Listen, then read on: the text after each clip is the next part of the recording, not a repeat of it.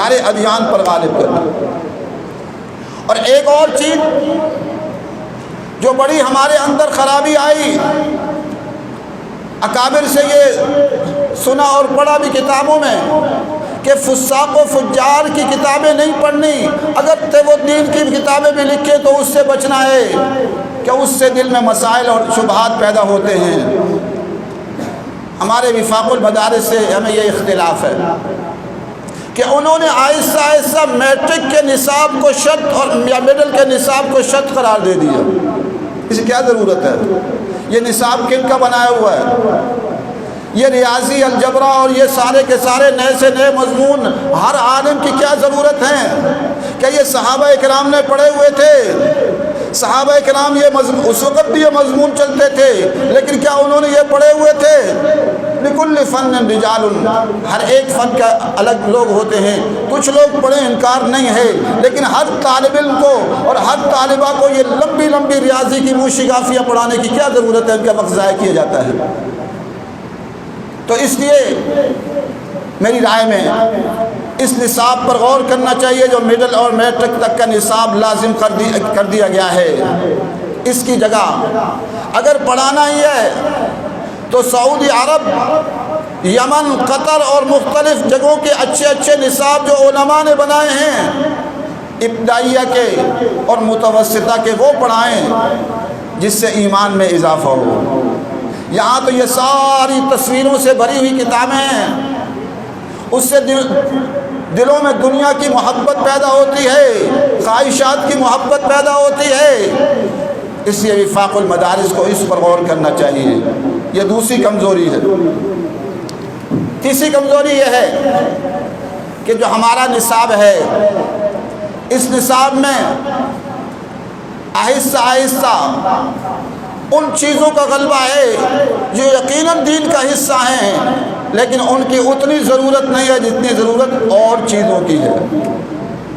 ہمارے نصاب میں کیا ہے؟ زیادہ غلبہ نحو کو، صرف کو، منطق کو، اصول فقہ کو، قواعد الفقہ کو، بلاغت کو اور لغت کی کتابوں کو۔ میں یہ نہیں کہتا کہ ان کی ضرورت نہیں، ان کی ضرورت ہے، لیکن ان کی جگہ جو دوسری چیزیں ہم نہیں پڑھا رہے، جو ہم نہیں پڑھا رہے وہ ان سے زیادہ، کئی گنا زیادہ اہم ہیں، ان کو ہم پڑھا ہی نہیں رہے۔ ہمارا زیادہ زور نحو پر ہوتا ہے، صرف پر ہوتا ہے، منطق پر ہوتا ہے، قواعد جو ہے یا تجوید کے قواعد پر ہوتا ہے، لیکن تجوید کمزور ہوتی ہے، اکثر قواعد یاد ہوتے ہیں، لہجہ کمزور ہوتا ہے، اور پھر فقہ کے اندر اختلافی مباحث زیادہ ہوتے ہیں اور زیادہ وقت اختلافی مباحث میں لگ جاتا ہے۔ اب آتا ہے قرآن و سنت کی وقت، آتا ہے پڑھانے کا۔ آج شروع آپ تفاسیر کو اٹھا کر دیکھ لیجئے، قدیم تفاسیر کو اٹھا کر دیکھ لیجئے، وہاں بھی نحوی صرفی بحثیں زیادہ ملیں گی اور لغوی بحثیں زیادہ ملیں گی۔ ابھی میں آنے سے پہلے بخاری شریف کی ایک شرح دیکھ رہا ہوں، بسم اللہ پر ہی اتنی صفحات لگا دیے، بسم اللہ پر، اور زیادہ لغوی بحثیں تھیں۔ تو ضرورت اس بات کی ہے کہ عملی جو چیزیں ہیں ان کی طرف توجہ دی جائے، ان پر توجہ نہیں۔ وہ ہیں صفات حمیدہ اور صفات مذمومہ۔ ایک انسان جو بنتا ہے وہ صفات حمیدہ سے بنتا ہے اور صفات مذمومہ کو بچنے سے بنتا ہے، لیکن مدارس دینیہ میں صفات حمیدہ کو کوئی خاص توجہ نہیں ہے اور صفات مذمومہ کو بھی خاص توجہ نہیں ہے۔ جبریہ، قدریہ، معتزلہ، خوارج، کرامیہ، جہمیہ کی لمبی لمبی بحثیں نظر آئیں گی، اور بیت الخلاء کے اندر استقبال قبلہ اور استدبار قبلہ کی بحثیں لمبی لمبی نظر آئیں گی، مباحث نظر آئیں گے، حالانکہ وہ اتنے ضروری نہیں ہیں جتنے زیادہ ضروری ہیں صفات حمیدہ اور صفات مذمومہ۔ اس پر ایک بہت پیاری کتاب آئی ہے، نظرۃ النعیم فی مکارم اخلاق الرسول الکریم، 12 جلدوں میں ہے، اس کو مختصر کیا جا سکتا ہے۔ ہم صفات حمیدہ جب قرآن پڑھائیں اس کا سوال بھی نہیں آتا وفاق میں، صفات حمیدہ اور صفات مذمومہ۔ آپ کسی عالم سے یہ پوچھ لیجئے، وفاق المدارس کے فاضل سے پوچھ لیجئے صفات حمیدہ کتنی ہیں، وہ بتائے گا 10-15، زیادہ نہیں بتا پائے گا۔ اور صفات مذمومہ کتنی ہیں وہ بھی 10-15 بتلا لے تو بڑی بات ہے، انہیں پتہ ہی نہیں ہے صفات مذمومہ کیا ہے۔ اسی لیے آج ہم علماء کا ایک طبقہ فحش گفتگو کرتا ہے، جو بنیاد ہوتی ہے غلط کاموں کی طرف جانے کی، فحش گفتگو جسے کھلا مذاق کہا جاتا ہے، یہ ناجائز اور حرام ہے۔ فحش گفتگو ناجائز اور حرام ہے، اور اس میں بحث موجود ہے 11ویں جلد میں فحش بحث پر، لیکن ہمارے مدارس میں فحش گفتگو پر کوئی بحث خاص نہیں کی جاتی۔ ہمارے بعض شیوخ الحدیث اور محتممین کھلا مذاق کرتے ہیں، ان کی ویڈیوز موجود ہیں۔ وفاق المدارس کوئی ایکشن نہیں لیتا۔ وفاق المدارس اگر ایکشن لیتا ہے تو جامعہ حفصہ کے خلاف لیتا ہے کہ وہ اسلام کے غلبے کی بات کیوں کرتے ہیں، قرآن و سنت کے نفاذ کی بات کیوں کرتے ہیں، شریعت مطہرہ کو نافذ کرنے کی بات کیوں کرتے ہیں، اور افضل الجہاد کلمۃ حق عند سلطان جائر کا ایک کردار کیوں ادا کرتے ہیں، جنرل پرویز مشرف جیسے ظالم کے سامنے کھڑے ہو جاتے ہیں۔ تو وفاق المدارس کہتا ہے یہ اتنا بڑا جرم ہے کہ آپ لوگ باطل کے سامنے کھڑے ہوئے، ایک ظالم جابر کے سامنے کھڑے ہوئے، تو وفاق المدارس نے ہمارے جامعہ حفصہ کا الحاق منسوخ کیا، اور آج تک کہتے ہیں اب آپ کا الحاق زندگی بھر دوبارہ نہیں کیا جا سکتا، آپ کا جرم اتنا ہے۔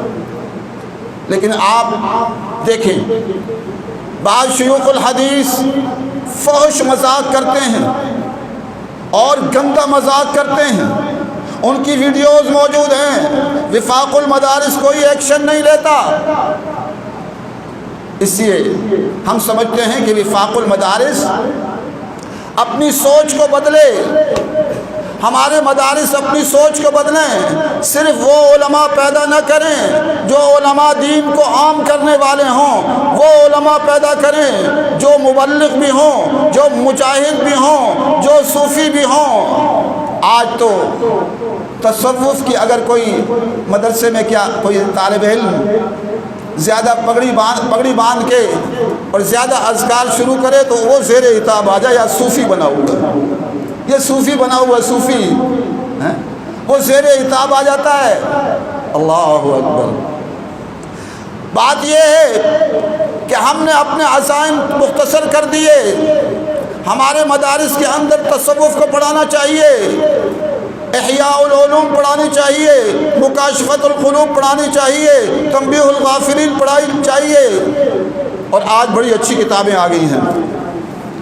یہ موسوعۃ فقہ القلوب بہت پیاری کتاب آئی ہے، میں نے کافی عرصے سے کہہ رہا ہوں، یہ 4 جلدوں میں ہے، معرکۃ الآراء کتاب ہے، تصوف کے موضوع پر اس جیسی کتاب میں نے اپنی زندگی میں قرآن و سنت کے بعد نہیں دیکھی۔